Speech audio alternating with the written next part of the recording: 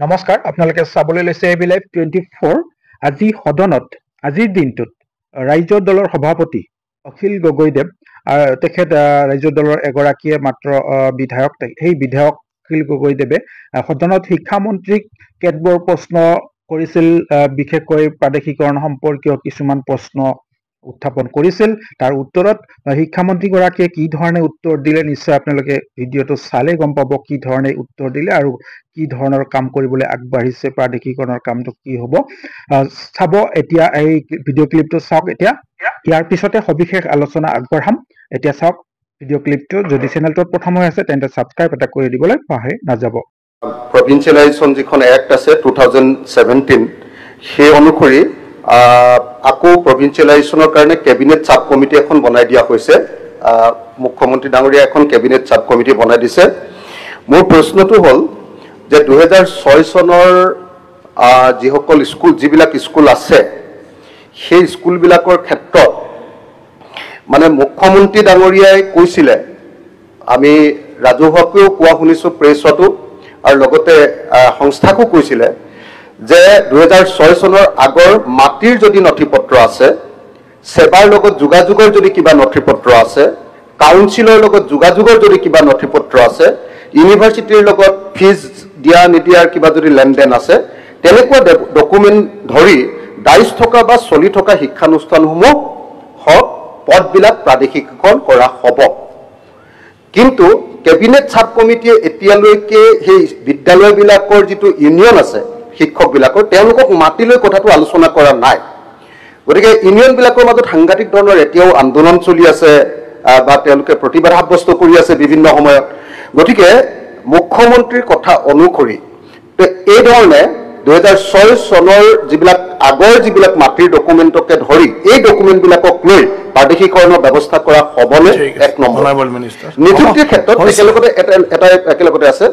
নিযুক্তিৰ ক্ষেত্ৰত আগতে 10 বছৰ আছিলে, এতিয়া 6 বছৰ এক্সপিৰিয়েঞ্চৰ ব্যৱস্থাটো ল'বৰ কাৰণে ইউনিয়নবিলাকে সদায় কৈ আছিলে, সেইটো মানি ল'বনে? আৰু 2011, 2013, 2013 আৰু 2021 প্ৰাদেশিকৰণৰ সময়ত থাকি যোৱা যিবিলাক পোষ্ট আছিলে, সেই পোষ্টবিলাকক লোৱা হ'বনে নহ'ব, সেই কথাকেইটা মই আমাৰ মন্ত্ৰীমণ্ডলৰ পৰা জানিব খোজো। আৰু লগতে শিক্ষকসকলক মাতি এটা আলোচনা বহুৱাবনে নাই, সেইটো মই জানিব খোজো। অধ্যক্ষ মহোদয়, প্ৰশ্নটো গোৱালপাৰাৰ সম্পৰ্কীয় আছিল, Jaleswar Sonari college, west Goalpara college সম্পৰ্কীয় আছিল। মই ইতিমধ্যে উল্লেখ কৰিছোঁ যে এখন কেবিনেট ছাব কমিটি হৈছে। গতিকে সেই কেবিনেট ছাব কমিটিৰ লগত মই এজন মেম্বাৰ। ইতিমধ্যে মই সকলোবিলাক শিক্ষক সংগঠনৰ লগত আলোচনা অনুষ্ঠিত কৰিছোঁ। মোৰ আলোচনাৰ প্ৰাপ্তিখিনি মই কেবিনেট ছাব কমিটিত দিম। কেবিনেট ছাব কমিটিয়ে যি সিদ্ধান্ত লয় সেইমতে আমি আগুৱাই যাম।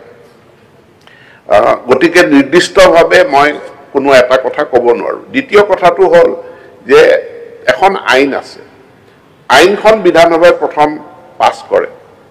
ইয়াৰ পাছত সেই আইনৰ আওতাৰ ভিতৰত কোন বিদ্যালয় কোন মহাবিদ্যালয় তাত অন্তৰ্ভুক্ত হয় নহয় সেইটো তাৰ পিছত আহে। গতিকে এতিয়াও কেবিনেট ছাব কমিটিয়ে প্ৰথম পলিচি সিদ্ধান্তটো ল'ব। পলিচি সিদ্ধান্তটো লোৱাৰ পাছতহে ইণ্ডিভিজুৱেল বিদ্যালয় মহাবিদ্যালয় এখন তেওঁলোক আওতাৰ ভিতৰলৈ আহিব নে বাহিৰলৈ আহিব সেই কথাটো আহিব। গতিকে এতিয়া ব্যক্তিগতভাৱে এখন বিদ্যালয় বা মহাবিদ্যালয় সম্পৰ্কে মন্তব্য কৰাটো আমাৰ কাৰণে সম্ভৱপৰ কথা নহয়। মই সকলোকে অনুৰোধ জনাইছোঁ, অকণমান ধৈৰ্য ধৰিলে কেবিনেট ছাব কমিটিৰ প্ৰতিবেদনখন সোনকালেই দাখিল হ'ব। তাৰ ওপৰত ভিত্তি কৰি কেবিনেটে নিশ্চিতভাৱে সিদ্ধান্তও গ্ৰহণ কৰিব আৰু সেই সিদ্ধান্ত লৈ মই বিধানসভাৰ মজিয়ালৈ আহিম। ধন্যবাদ। নিশ্চয় আপোনালোকে উপলব্ধি কৰিব পাৰিছে যে অখিল গগৈদেৱৰ প্ৰশ্ন আৰু শিক্ষামন্ত্ৰীৰ উত্তৰ কি ধৰণৰ। প্ৰশ্ন আৰু উত্তৰ সন্তোষজনক হয় নে নহয় আপোনালোকে নিজেই বিচাৰ কৰিব। আৰু কি পৰ্যায়ত আগবাঢ়িছে প্ৰাদেশিকৰণৰ কামটো, এয়া কিন্তু এক সন্দেহৰ আৱৰ্তত অনিশ্চয়তাৰ মাজত আছে বিষয়টো। কি হ'ব ভৱিষ্যতে সময়তহে লক্ষণীয় হ'ব। উপসমিতিয়ে কি কৰিব সেয়া লক্ষণীয় হ'ব। এই প্ৰশ্নৰ উত্তৰ কিন্তু অখিল গগৈদেৱ সন্তুষ্ট নহয়, যাৰ কাৰণে নেকি তেখেতে অলপমান এনেদৰে কৈছে।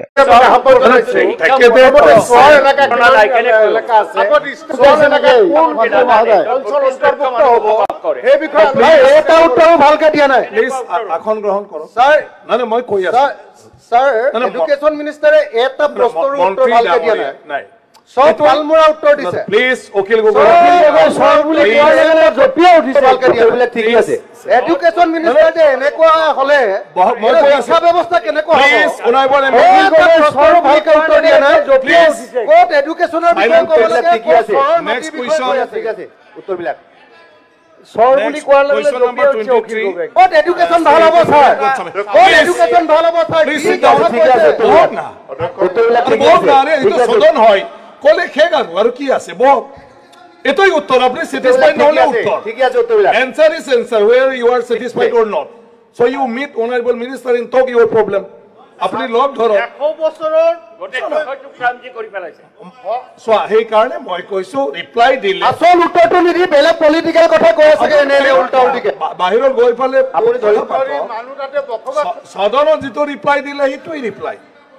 স্যার honorable ঠিক আছে, প্লিজ প্লিজ প্লিজ প্লিজ প্রশ্নটো উত্তর নিদিয়ে ঠিক আছে স্যার, প্রশ্নটো উত্তর নিদিয়ে আরে বেলেগ আরে এমে কো বকি থাকিব না লাগে গল্প কৈ আছে আমাৰ গল্প উত্তৰটো লাগে প্লিজ মাননীয় প্লিজ এটা কোৱেশ্চন মাননীয় অধ্যক্ষ মহোদয় অসম চৰকাৰে অধ্যক্ষ নগৰীয়া চৰকাৰৰ অধ্যক্ষ এলেকা কি নাই